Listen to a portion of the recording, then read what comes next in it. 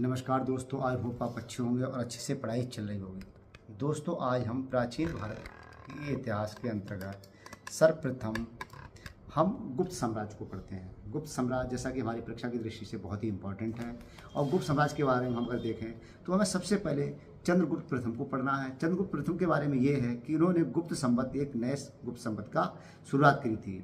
अब दोस्तों, हमें इसके साथ ये भी ध्यान रखना है कि गुप्त संवत और शक संवत है, यानी कि गुप्त संवत चला था 319 से 320 के बीच में और शक संवत 78 ईस्वी के बीच, यानी कि 241 वर्षों का अंतर है। इससे तो हमें ये ध्यान रखना है। मुद्रा साक्ष्यों से, यानी कि मुद्रा साक्ष्यों से स्पष्ट होता है कि चंद्रगुप्त प्रथम ने लक्ष्मी राजकुमारी कुमार देवी से विवाह किया था।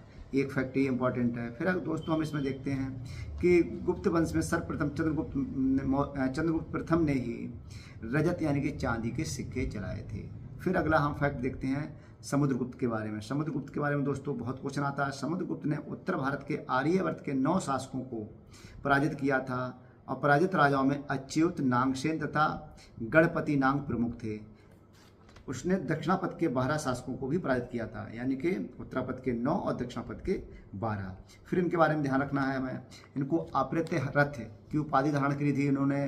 व्याघ्र पराक्रमांक जैसे विशद उनके गौरवमय जीवन के चरित्र को स्पष्ट साक्ष्य प्रस्तुत करते हैं। फिर अगले दोस्तों हम देखते हैं कि प्रयाग प्रशस्ति के अनुसार समुद्रगुप्त की दिग्विजय का उद्देश्य धरणी बंदी था, यानी कि पृथ्वी को बांधना था। अगले इनके बारे में देखते हैं। विंसेंट स्मिथ कहते हैं कि समुद्रगुप्त को भारत का नेपोलियन कहा जाता है।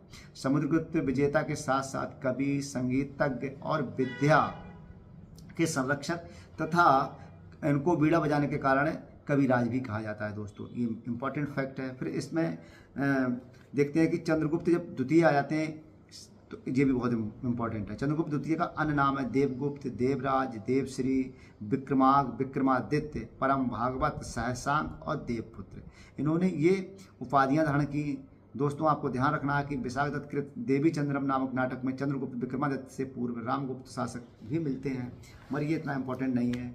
और इनके सिक्के व्याघ्र सिक्के थे। विक्रमादित्य के उपाधि इन्होंने धारण करी थी। और दोस्तों, आपको ध्यान रखना है कि पाटलिपुत्र उज्जैनी विद्या के प्रमुख केंद्र थे चंद्रगुप्त द्वितीय के समय में।